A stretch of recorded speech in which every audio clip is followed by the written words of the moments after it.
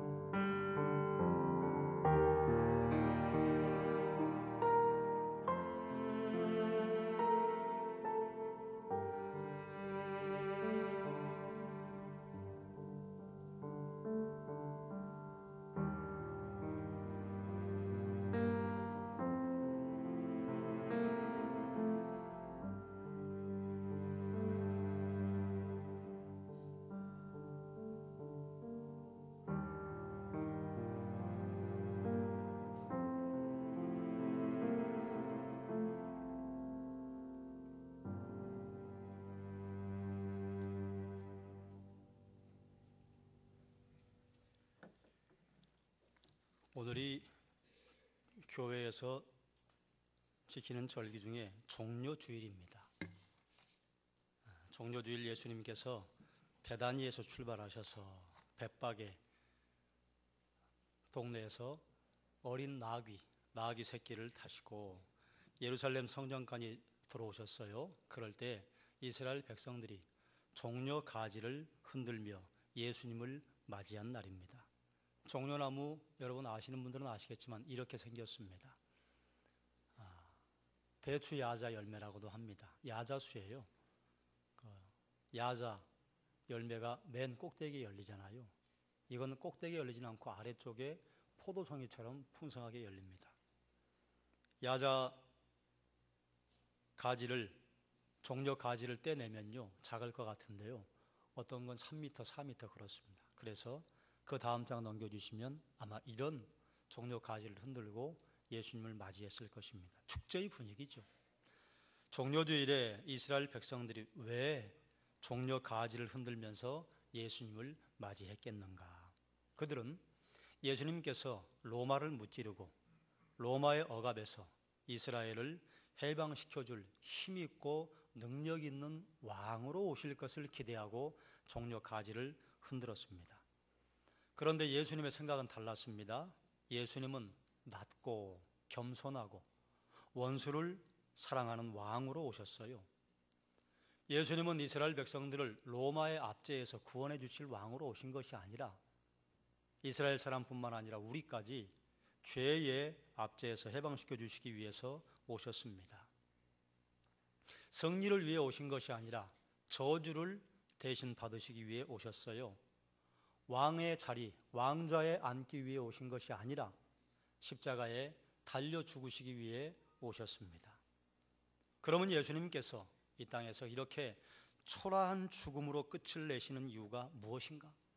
우리는 예수님의 죽음이 그 결과가 초라하지 않다는 걸 알지 않습니까? 예수님 저주받으셨지만 왕으로 오르셨고요, 예수님 십자가에 달리셨으면 결국은 왕의 자리에 앉으셨습니다. 그러나 이 땅에서 예수님 지신 건 십자가고 예수님 머리에 쓰신 것은 왕관이 아니라 가시관이었다, 그 말이에요. 왜 예수님께서 이처럼 초라하게 이 땅에서 죽으셔야 했는가? 갈라디아서 3장 13절은 이렇게 말합니다. 우리를 위하여 저주를 받은 바 되사 율법 아래에서 우리를 속량해 내시기 위해서 십자가에 달리셨다. 따라하십시다. 우리를 위하여. 네, 우리를 위하여. 옆에 있는 분에게 이렇게 말씀하십시다. 당신을 위해 예수님 십자가에 죽으셨어요.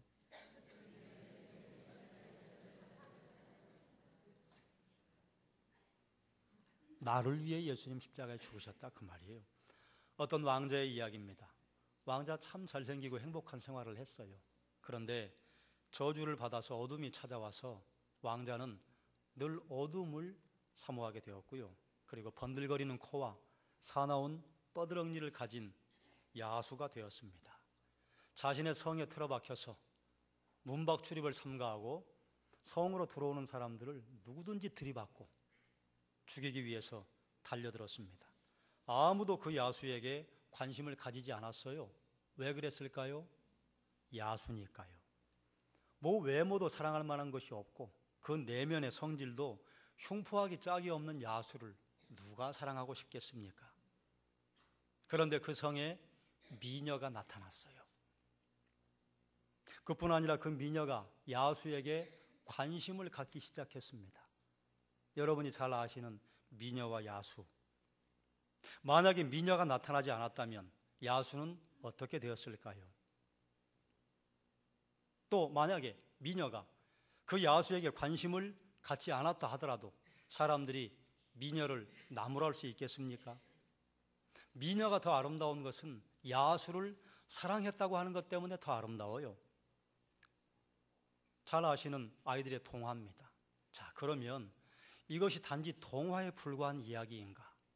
아이들의 동화라고 하기에는요, 너무 깊이가 있어요.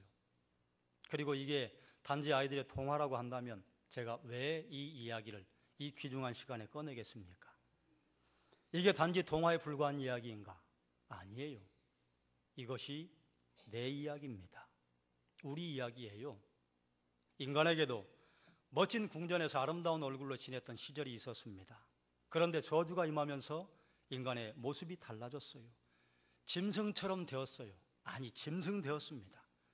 흉측해지고 반항적이고 분노를 품은 야수가 되었습니다. 해서는 안 되는 줄 알면서도 그런 일을 해요. 그리고 항상 후회합니다. 뭐라고 말하는가? 아이고, 내가 왜 그랬을꼬? 이게 다른 사람의 이야기입니까? 우리는 내 안에 있는 야수를 종종 봅니다. 언제 봐요? 다툴 때 봐요. 다른 사람을 미워할 때 야수가 나타나요. 특히 누구랑 다툴 때 나타나는 줄 아세요? 뭐 직장의 아무개, 뭐 옆집 누구랑 싸울 때 별로 그렇게 드러나지 않아요. 남편과 아내가 다툴 때 야수가 나타납니다. 자녀들이 부모에게 대들 때 야수가 나타납니다. 특별히 어느 때 사람들은 야수로 변하느냐? 운전대에 앉으면 야수로 바뀝니다. 왜 그럴까 혼자 묵상해 보다가 하나님이 이런 생각을 주셨어요. 자동차는 나에게 있어서요, 여의주입니다. 여의주가 뭐예요? 그럴려, 뜻의, 구슬주, 내 뜻대로 마음대로 움직일 수 있는 게 여의주 아니에요? 자동차는 나에게 여의주예요. 내가 버튼 누르는 대로 움직여요. 내가 트는 대로 움직여요. 거기에 힘도 있어요. 그래서 차를 타고 있지 않다면 몸이 왜소하거나 아니면 몸에 장애가 있어서나 함부로 할 수 없을 사람도요, 차에 타고 있다고 하는 것 때문에요, 야수로 바뀝니다. 내 차보다 분명히 엔진도 작은 것 같은데 내 차를 앞서간다고 하는 그 웃긴 이유 하나 때문에 야수로 바뀝니다. 따라잡아야 돼요. 그게 어디 자동차뿐입니까? 그래도 우리 서민에게는 내 뜻대로 움직여주는 게 그거 하나이기 때문에 자동차가 나에게 여유주가 돼요. 그런데 이상하죠? 여유주가 손에 들려지면요, 그걸 다른 사람의 유익을 위해 쓰기보다는요, 다른 사람들 해롭게 하고 내 자신의 욕망만을 위해서 사람들은 씁니다. 그게 자동차니 망정이지. 만약에 우리 손에 권력이 주어진다거나 돈이 주어지면요, 그게 여유주예요. 대개 권력과 돈 가지고 다른 사람을 이롭게 한다는 사람 여러분 본 적이 있습니까? 드물게 볼 수 있습니다. 대개는요, 악인의 소득은 악한 일을 한다. 잠언의 말씀이에요. 악인의 소득은요, 악한 일만 해요. 성경에는 야수들의 이야기로 가득 차 있습니다. 시기심 때문에 친동생을 쳐 죽인 형의 이야기, 사랑하는 사위를 시기심 때문에 단창을 들고 평생 쫓아다니다가 처참하게 죽은 사울 왕의 이야기, 젊은 처자가 성에 들어오니까 그 마음에 그냥 성욕이 일어서 그 처자를 성폭행한 세겜의 이야기, 세겜과 그 친구들을 하나님의 접근인 것처럼 계략을 베풀어서 몰살시킨 디나의 오빠들의 이야기, 자기 왕위를 넘볼까 봐 아이고 어린아이들이 무슨 죄가 있다고 2살 이하의 어린아이들을 다 죽이라고 명령을 내린 헤롯 왕의 이야기. 성경에는요, 야수들이 흘린 피가요 낭자하게 흐릅니다. 야수들이 가장 최고로 흉포해질 때가 언제였느냐?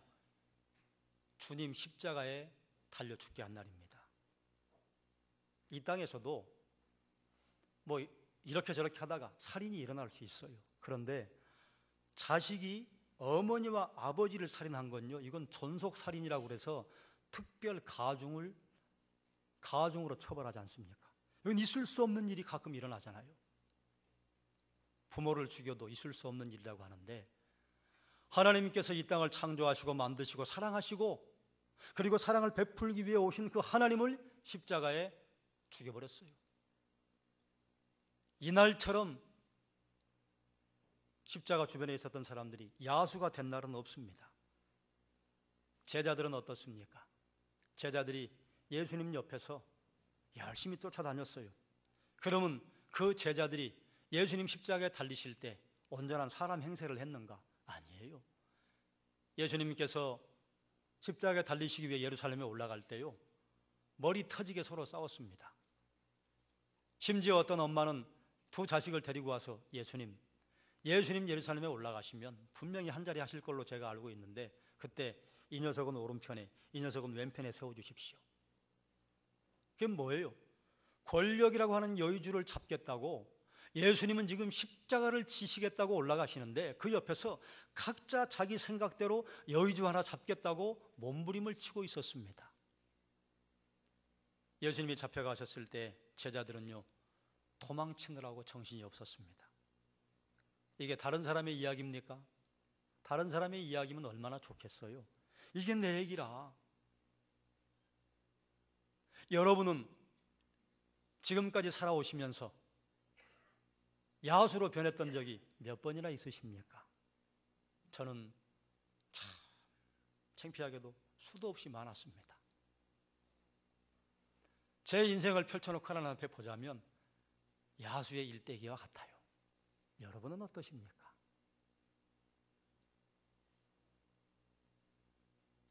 여러분은 거룩하게 사셨겠지요. 여러분은 아름답게 사셨겠지요. 그러나 솔직하게 여러분 한번 돌이켜보시라 그 말이에요. 아니 그러면 내 속에 도대체 뭐가 있길래 이렇게 내가 야수로 바뀌는가? 왜 이렇게 깜짝깜짝 놀랄 일을 하는가? 성경은 우리의 상처를 정확하게 찌르고 들어옵니다. 에베소서 2장 3절은요, 너희는 본질상 진노의 자녀다. 우리는요, 태어나기를 그렇게 태어났어요. 우리가 하는 것은 무엇에 가깝느냐? 진노받을 일만, 매맞을 일만 골라서 해요. 본질상 진노의 자녀다. 우리 안에 있는 야수의 근성은요, 죄 때문입니다. 우리가 선을 행하지 못한다는 의미가 아니에요. 더러 선한 일도 해요. 그런데 악을 행하지 않을 수 없는 존재다. 이렇게 말씀드리면 어떤 분들은 좀 불편하실 거예요. 목사님, 전 그래도 꽤 괜찮은 사람이에요. 전 그래도 사람들 앞에 해롭게 한 적 한 번도 없어요. 그래요. 그렇게 말씀할 수 있으실 것입니다.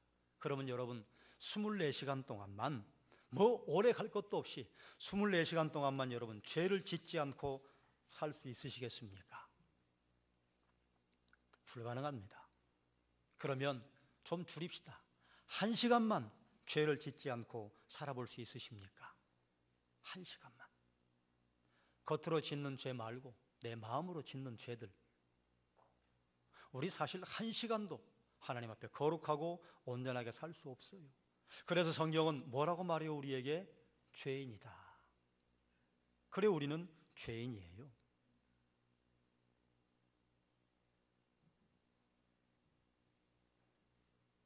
우리 생겨먹기를 본질상 진노의 자녀로 생겨먹었습니다. 어떤 분이 아이고 목사님 저는 괜찮아요, 뭐 이 정도면, 자 그래요. 그런데요, 죄송합니다만 돼지도 그렇게 말한답니다. 돼지 무리에 서서 아이고 저 더러운 것들, 와 나는 얼마나 깨끗한데.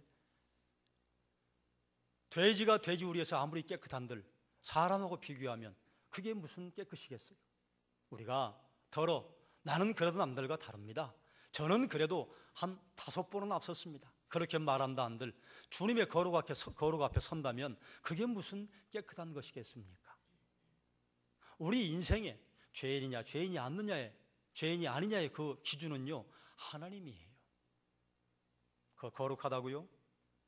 여러분, 미녀가 야수에게 오지 않았다면 야수는 어떻게 되었겠는가? 생각만 해도 끔찍하지요. 동화에서는 미녀가 야수에게 입을 맞춥니다. 그런데 성경에서는요, 우리에게 오신 미녀, 우리 예수님, 그 정도로 끝내지 않으시고 야수를 미녀로 만드시기 위해서 예수님이 직접 야수가 되시잖아요. 그래서 야수가 받아야 할 그 저주를 대신 받으셔요. 우리를 위하여 저주를 받은 바 되사. 내가 받아야 할 저주를 주님이 직접 받으시고 야수 같은 우리에게 살 길을 열어주신 게 십자가 아닙니까? 그래서 무엇하기 위해서 예수님 저주받으신 이유가 무엇인가? 그걸 갈라디아 3장 14절은 이렇게 기록합니다. 이는 그리스도 예수 안에서 아브라함의 복이 이방인에게 미치게 하고 또 우리로 하여금 믿음으로 말미암아 성령의 약속을 받게 하려 함이라. 아멘. 아브라함의 복이 이방인에게 미친다고 하는 게 뭡니까? 아브라함의 복은요, 복의 근원되는 것입니다. 만약에 다른 사람이 너를 축복하면 내가 그에게 복 주고 너를 저주하면 내가 그에게 저주를 내릴 것이다. 우리 그리스도인들이 그렇다 그 말이에요. 세상의 사람들이 여러분을 혹시 핍박하거나 여러분에게 저주를 내린다고 여러분 마음 쓰지 마십시오. 측은하게 여기셔야 합니다. 왜 그래요? 나를 저주하면요, 그 사람 저주받아요. 우리 그리스도인을 축복하면요, 하나님이 그 사람 복 주세요. 이런 담대함과 이런 믿음과 이런 강단이 있을 때 세상을 향해서 마음 졸이고 세상에 뭐 인정 좀 받아보려고 막 전전긍긍 하지 않을 수 있다 그 말이에요. 아브라함의 복이 뭡니까? 말씀대로 살아봐서 세상 사람들에게 보여주어라. 말씀대로 살았더니 이렇게 하나님 복 주십디다. 이걸 제사장 나라라고 하잖아요. 다리 놓는 역할을 해라. 그게 우리에게 주시는 복이라. 우리가 그렇게 살 수 있는 능력을 하나님이 주셨다 그 말이에요. 그리고 믿음으로 말미암아 성령의 약속을 받게 하려 하심이라. 우리가 이 땅에서 받을 수 있는 하나님의 복 가운데 가장 큰 것은요, 성령께서 나와 함께 하시는 것입니다. 우리가 예수 믿으면 우리가 무엇을 했든지 아무 상관없이, 우리의 노력 여하에 상관없이 성령께서 우리 안에 들어오세요. 그걸 성령 세례라고 하잖아요. 내가 뭐 해서 주세요? 아니에요. 내가 뭐 했든 하지 않았든 아무 상관없어요. 우리가 예수 그리스도를 내 구주로 고백만 하면요, 하나님께서 성령으로 우리에게 세례를 주시고 우리가 그리스도의 장성한 분량만큼 자라가고 선한 일을 행할 수 있는 능력을 주신다 그 말이에요. 하나님께서 주시는 복 중에 최고의 복이요, 믿음으로 말미암아 성령의 약속을 받게 되는 것입니다.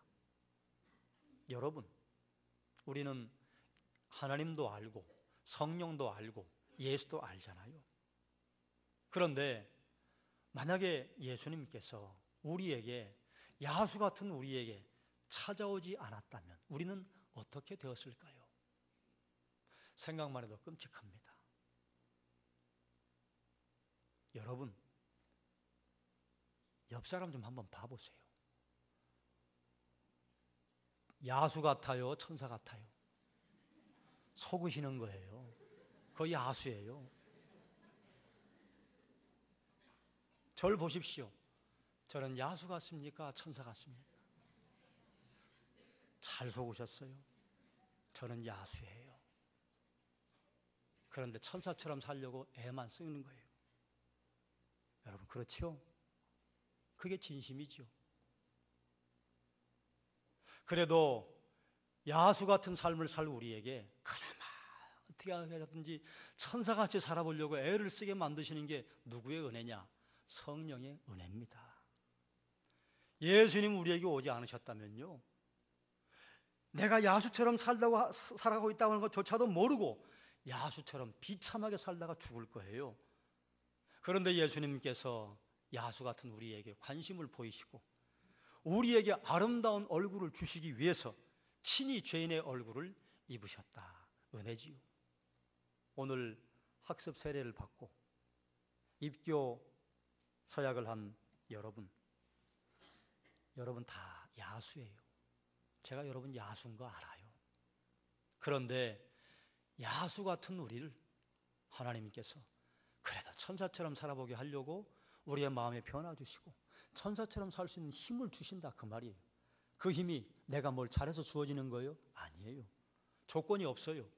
무조건 주시는 거예요. 예수 믿는다고 하는 믿음의 고백 그거 하나만 가지고 됐다. 다른 건 모두 무사 통과다. 그러니 우리가 성령의 능력으로 살 수 있는 힘이 내 안에 주어진 것, 이게 하나님이 우리가 함께하게 하시는 놀라운 복입니다. 오늘 학습 세례 받는 분들만 해당되나요? 여러분도 다 마찬가지입니다. 여러분이 야수인 거 여러분이 아시죠? 야수 아니라고 생각하시는 분들이 계시다면 저에게 좀 와서 가르쳐 주십시오. 저도 좀 한 수 배우게요.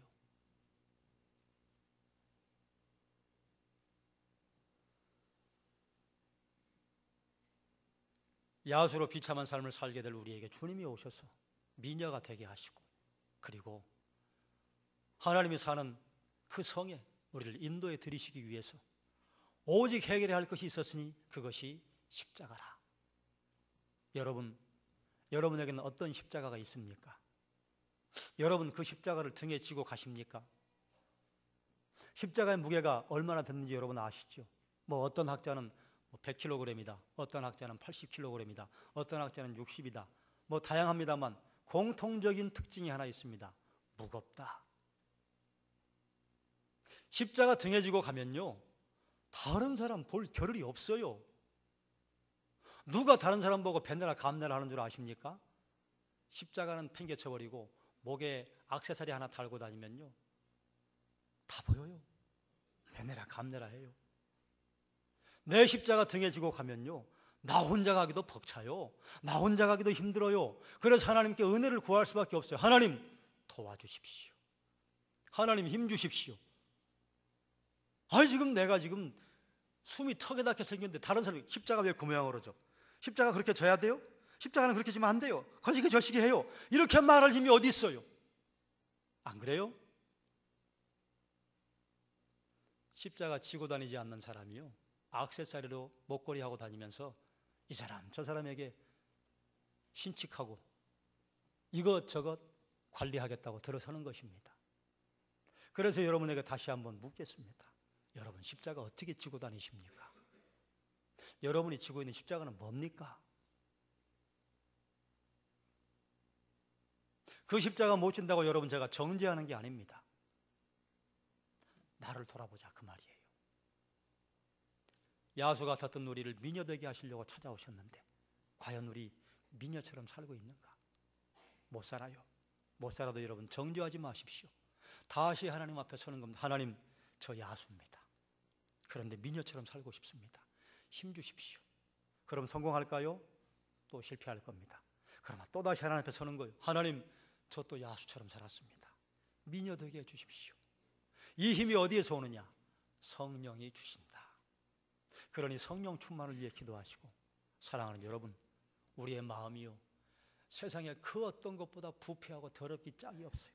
그래서 예레미야 17장 9절에서는 만물보다 부패한 것이 사람의 마음이라. 여기가 최고로 더러워요. 여기가 최고로 악해요. 그러니 이건 내가 가지고 있으니 이거 선하게 살기 위해서 하나님의 은혜를 구해야죠. 하나님의 능력을 구해야죠.